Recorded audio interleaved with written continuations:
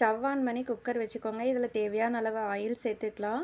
இது கூடயே whole spices add பண்ணிக்கோங்க. 6லேருந்து 7 பல்லு பூண்டு, 2 பெரிய வெங்காயத்தை ஸ்லைஸாக கட் பண்ணி சேர்த்துருக்கேன். இது கூடயே காரத்துக்கு ஏற்ப பச்சை மிளகாய் சேர்த்துக்கோங்க. வெங்காயம் நல்லா வதங்கி வந்தது 2 ஸ்பூன் அளவுக்கு இஞ்சி பூண்டு பேஸ்ட்டு சேர்த்து நல்லா வதக்கிக்கலாம். இஞ்சி பூண்டு பேஸ்ட்டு வதங்கினதும் ஒரு பெரிய சைஸ் தக்காளியை பொடியாக கட் பண்ணிவிட்டு சேர்த்துருக்கேன். தக்காளி நல்லா வதங்கி வரட்டும். இப்போ நம்ம வேக வச்ச உருளைக்கிழங்கை மசிச்சுட்டு சேர்த்துக்கலாம்.